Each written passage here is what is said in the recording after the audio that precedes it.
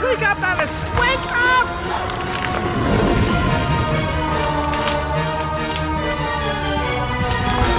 Mom? Dad? Alice? Mom! Father? I can't see! Get out, Alice! Save yourself, Alice! Get out of the house!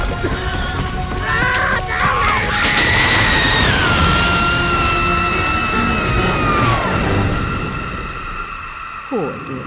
After all these years, maybe that old rabbit will bring her around.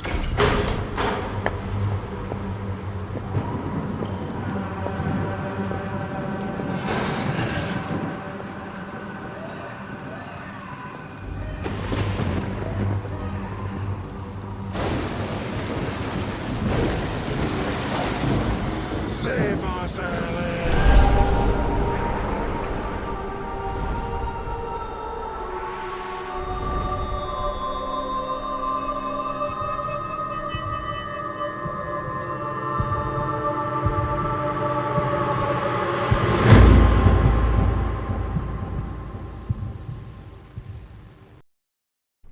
Hello, my brothers and sisters in gaming. Welcome back to the channel. As always, I'm Jonathan, your host here at QuickBird Gaming, and as always, I also do appreciate you tuning in for another video.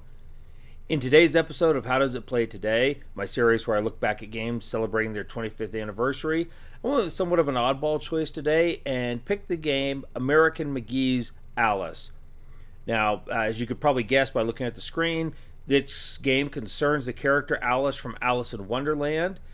In this story, she has gone and had her original adventure, come back to our world, after which a tragedy, a house fire, claimed the lives of her parents. Alice was institutionalized, and then as a teenager was summoned back to stop the Queen of Hearts because something has gone terribly wrong in the world of Wonderland, and things have gotten out of control, and they bring her back to try and solve it a second time. Now, American McGee's Alice is basically a platformer. You can see a third-person over-the-shoulder perspective, a platformer with some puzzle-solving elements, and quite a bit of combat. A lot of the familiar characters here, and there's quite a bit of ground to cover. So, now that we are back in Wonderland, to quote a great man, let's see how deep the rabbit hole goes. To start off, I will say that American McGee's Alice, in the game, the environments are a visual treat. It very much is reminiscent of the Wonderland we know from the original tale, but a twisted, warped version of it, in the sense that everything seems to be off kilter, even more so than before. Whereas the original tale was kind of whimsical with an underlying hint of danger, now it's just menacing. So you will walk through underground cities and creepy forests, weird houses with warped doors in them, rising and falling platforms. Kind of in gaming terms, kind of typical platformer type material. However, it has a nice veneer to it. The familiar characters are all here, but they're all a little twisted themselves.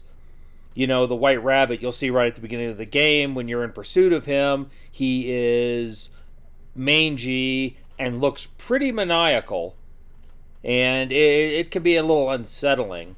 The Cheshire Cat, he is kind of flea-bitten and tatted up and with a bunch of piercings now. He's your rather sarcastic guide on this journey, and he'll pop in at opportune moments to let you know what he's thinking and provide a little color commentary. 52 pickup is a staple of juvenile humor, but when the deck slices and dices, it's no laughing matter. Both the sound design and the soundtrack in this game are also excellent. They provide a very creepy atmosphere, or add to it, I should say, along with the strange areas Alice is traveling through. In fact, I'd say overall the sound design is one of the best things in this game.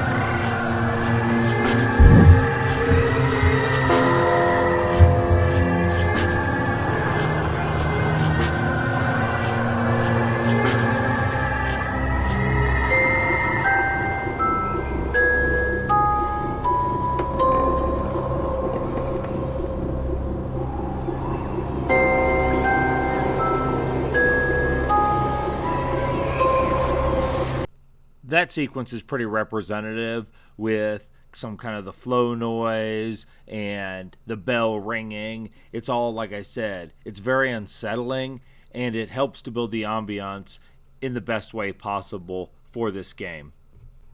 Despite really enjoying the mood and the setting of this game, I still had some trouble with it. For one, I don't think the movement scheme and the combat is all that great. Alice will move, the left, right, straight, forward, back, and those 4 directions pretty easily. Jumping is not as precise as I would have liked, even in a title from this age. It felt a little stiff and not as responsive as it could have been. Combat, especially melee combat, is not very good. You saw me in several sequences with distance attacks, throwing cards. Those are the cards I picked up with the cat, the deck of cards. You can use those as missiles. That works fairly well, but in melee combat, a lot of the times it just ends up with you and the opponent hacking away at each other, and you're going to take some damage. You can try to dodge, but it's not super intuitive, and it doesn't feel good. The combat is kind of, I guess for lack of a better word, kind of stiff and not all that enjoyable, I guess. Alice also suffers from several technical issues. As you can see here, here's a good example. As you progress and the game goes into a cutscene, the screen stays completely white, and instead of being able to see the cinematic, you're just left with the white screen. This happened more than once. It also happened after restarting the game or even rebooting my system.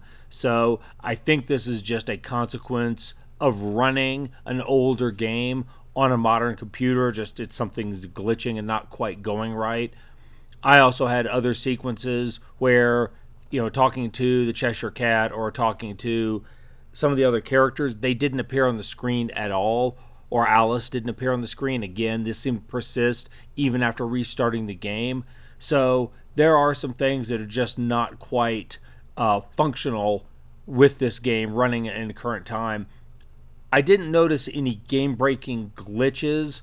I didn't have any screen tearing. I didn't have anything like that, and I didn't get caught in any kind of situation where I felt like I had to completely scrap my save and start over. But I did notice clipping here and there, and I did notice objects passing through walls on occasions. So I don't know that this is specifically a problem just with Alice as a game. It may just be, like I said, again, compatibility with modern systems, and it's just not working real well. In fact, I would say that Alice is probably a game that's aching for a good remaster, because just as I've mentioned several times, I think it captures the mood so well. Punching up the controls and taking care of some of the glitches, it could really make this quite fun on a modern system if it were updated. I'll apologize if my discussion of the game mechanics doesn't seem that deep, but I don't really think they are that deep. I don't think this is a game you play because the combat or the jumping or anything is that amazing. This is a game you play for the mood and for the story. And in those cases, like I said, Alice is pretty top notch. One more thing I'll add is this game is actually rather difficult to get a hold of and play. As far as I understand, there is no way to purchase American McGee's Alice as a standalone. You can go through Steam or through Game Pass and pick up the sequel, which is Alice Madness Returns. With the sequel, you are able to change an INI setting and open up this game, and then play. You can play the two of them. A third game, as I understand it, was proposed, and American McGee and his crew were working on it, but because EA refused to release the rights and passed on publishing it themselves, that was canceled in April of 2023, which is kind of a shame, because like I said, in terms of telling a good story, I think that this game is in a really good place. Like I said, it's just not a game I think you play for the gameplay mechanics per se, which is why I said I just didn't have a whole lot to say about them. So what are my final thoughts on American McGee's Alice? If I'm honest, if I lean back in my chair and kind of rub my chin and think about this, I think this is a game I would simply rather watch someone else play, because I'm not sure I was enjoying my time in the game, at least as far as a game goes. It almost felt to me like some of the gameplay elements were interfering with getting to the story that was being told, which is usually the opposite of how I feel in a game. Usually I feel like, we're getting too much story and there's not enough gameplay. And in this case, it felt like it was the other way around. I love the setting, I love the tone, and I really love the twisted take on the fairy tale. I just didn't necessarily enjoy the platforming that much, mostly because I think the sequences were just a little stiff, like I said before. I also managed to keep falling off this leaf in this extended raft sequence, and that meant being attacked by all the fish in the water. And anybody who knows me knows that I actually have a phobia of being attacked by things in the water.